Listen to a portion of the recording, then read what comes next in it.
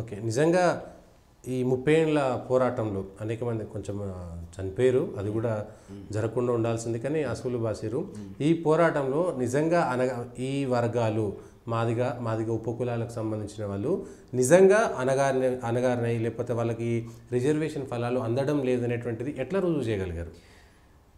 ఇప్పుడు సార్ మనకు 1950లో రిజర్వేషన్లు అమల్లోకి వస్తే 2000 సంవత్సరం వరకు మొత్తం ఈ 50 సంవత్సరాల కాలంలో ఎస్సీల్లో ఉమ్మడి రిజర్వేషన్ విధానం కొనసాగడం వల్ల మాదే కులస్తులకు వచ్చిన ఉద్యోగాలు కేవలం 18,000 ఉద్యోగాలు మాత్రమే.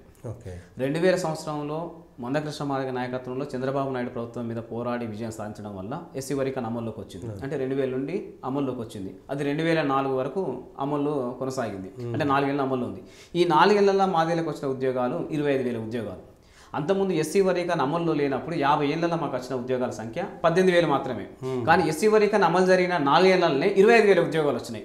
దీన్ని బట్టి ఎస్సీ వర్గీకరణ అమల్లో లేకపోతే 18,000 ఉద్యోగాలు రావడానికి 50 సంవత్సరాల కాలం పట్టింది. కానీ ఎస్సీ వర్గీకరణ అమల్లో ఉంటే 4 సంవత్సరాల కాలంలోనే 25,000 ఉద్యోగాలు వచ్చినాయి అనే విషయం రుజువైంది.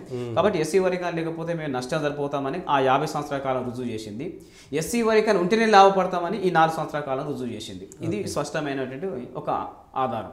ఆ తర్వాత ఎస్సీ వర్గీకరణ రద్దయిన తర్వాత కూడా 2007లో తెలంగాణ యూనివర్సిటీలో ప్రొఫెసర్ ఉద్యోగ నియామకాలు జరిగినాయి. అక్కడ 10 పోస్టులు ఎస్సీ రిజర్వ్డ్ అయినాయి. 10 పోస్టులు ఎస్సీ రిజర్వ్డ్ అయితే ఎస్సీ వర్గీకరణ రద్దయిన తర్వాత 2007 సంవత్సరంలో అక్కడ 10 పోస్టులు ఫిలప్ అయితే 10 పోస్టులు 9 పోస్టులు మాలలకు వచ్చినాయి. ఒకే ఒక పోస్టు మాదేకి వచ్చింది. తెలంగాణలో ఎస్సీలలో సుమారు మాదిగల జనాభా 75% ఎబవ్ ఉంటుంది సార్. మాలల జనాభా 20-25% ఉంటుంది. 20% మాత్రమే ఉంటుంది. మరి ఇక్కడ జనాభా పరంగా చూసుకుంటే మేము ఎక్కువ కనబడుతున్నాం, కానీ అవకాశాల పరంగా చూసుకుంటే మాత్రం మాకు నష్టపోతున్నాం. అది తెలంగాణ యూనివర్సిటీలో 2007 రిక్రూట్మెంట్ ద్వారా జరిగింది. అంటే మాకు నష్టం జరిగిందని చెప్పడానికి 1950 నుండి 2000 సంవత్సరం వరకు 50 ఏళ్ళు రుజువు. మాకు లాభం జరిగిందని చెప్పడానికి 2000 నుండి 2004 వరకు వర్గీకరణ అమలు జరిగిన కాలం రుజువు.